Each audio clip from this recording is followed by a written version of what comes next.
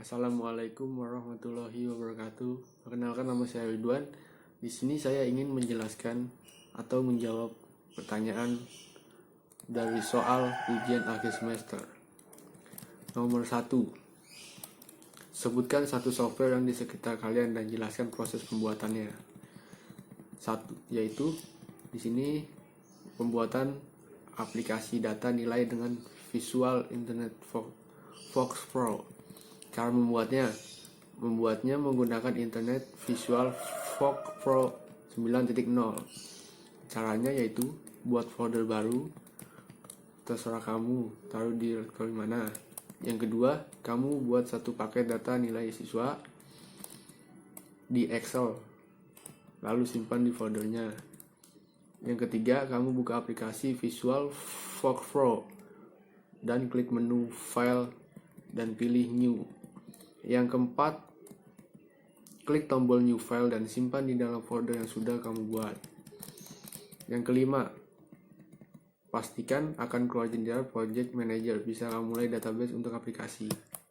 Yang keenam, kamu bisa buat database baru dengan klik New Database, bisa disimpan menggunakan nama siswa misalnya. Yang ketujuh, buat tabel, bisa klik New Table di bagian database. Yang kedelapan yaitu bagian index dan indexes, bisa diisi dengan ascending dan primary key. Yang kesembilan yaitu mengisi datanya, klik browser lalu klik view dan pilih open mode.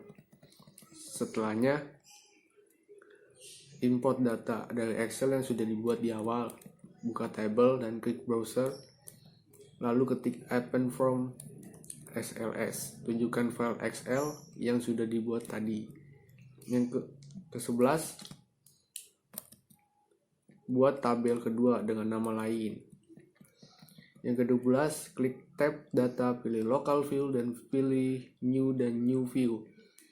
Kemudian klik table data siswa, klik OK. Kemudian klik table field, klik menu yang mau kamu tampilkan dan klik save, dan kemudian klik run. Dan selanjutnya yaitu membuat query, klik new query lalu masukkan kedua tabel yang sudah dibuat tadi. Nah, kemudian klik tab documentation di project manager, klik new dan form wizard. Kemudian pindahkan field yang sudah dipilih tadi lalu isi tab title untuk judul aplikasi yang kamu buat ini, klik save dan run from. Nah, soal yang kedua yaitu berikan contoh real rencana implementasi sistem. Sebuah perusahaan yang bergerak pada bidang batubara PT Intel Nusa Tambang melakukan pelatihan khusus kepada seluruh karyawan. Pelatihan tersebut meliputi penginputan data, ekspor, import barang, agar perusahaan tersebut dapat mengoptimalkan pengguna komputerisasi.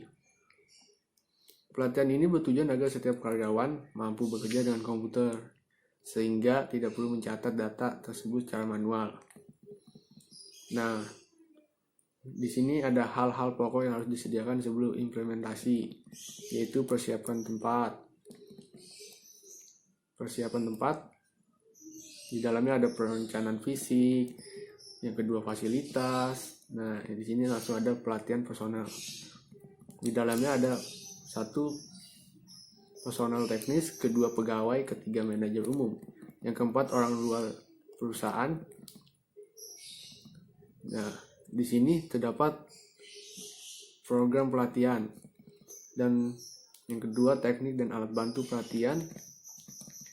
Di dalamnya ada teleconferencing, perangkat lunak pelatihan interaktif, yang kemudian ada computer based training dan audio based training, video based training, dan video optical disc. Yang ketiga yaitu pelatihan dengan instruktur, dan yang keempat ada pelatihan magang, yang kelima ada manual prosedur, dan keenam ada buku teks. Nah, di sini kemudian pertanyaan soal nomor 3. Jelaskan prosedur untuk meningkatkan maintainability. Nah, di sini ada beberapa prosedurnya, yaitu satu, menerapkan SDLC dan SWDLC. Yang kedua, menspesifikasi definisi data standar. Yang ketiga, menggunakan bahasa pemrograman standar. Yang keempat, merancang modul-modul yang terstruktur dengan baik. Yang kelima, mempekerjakan modul yang dapat digunakan kembali. Yang keenam, mempersiapkan dokumentasi yang jelas, terbaru, dan komprehensif.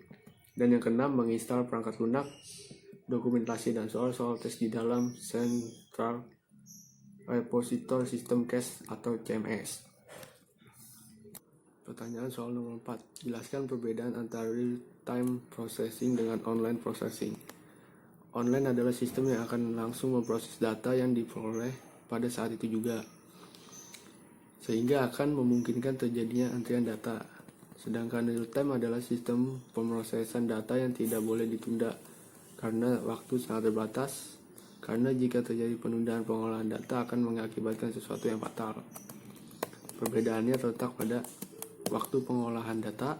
Yang kedua, data dikirim kembali ke pengirim data seketika itu juga. Dan yang ketiga, dapat mengolah data secara direct access atau yang biasa disebut akses secara langsung. Pertanyaan nomor 5. Jelaskan penggunaan software ini. Software capability, maturity, dan method. Capability Maturity Model disingkat CMM merupakan mekanisme kualifikasi sebuah software development house yang dapat memberikan gambaran tentang kemampuan perusahaan tersebut dalam melakukan development software. Dalam arti lain, Capability Maturity Model disingkat CMM adalah suatu model kematangan kemampuan kapabilitas proses yang dapat membantu definisian dan pemahaman proses-proses suatu organisasi. Secara umum, maturity model biasanya memiliki ciri sebagai berikut. 1. Proses pengembangan dari suatu organisasi disederhanakan. Yang kedua, tingkatan kematangan tersebut dicirikan dengan beberapa persyaratan tertentu yang harus diraih. Yang ketiga, tingkatan-tingkatan yang ada disusun secara sekuensial. Yang keempat, selama pengembangan, sang entitas bergerak maju dalam satu tingkatan ke tingkatan berikutnya.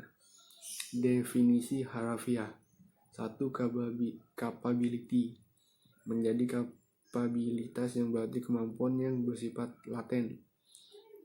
Yang kedua, maturity, matang atau dewasa. Matang merupakan hasil proses, sedangkan dewasa merupakan hasil dari pertumbuhan. Tahapan dalam CMM yaitu ada 5. Yang pertama, initial level. Yang kedua, repeatable level. Yang ketiga, definite level.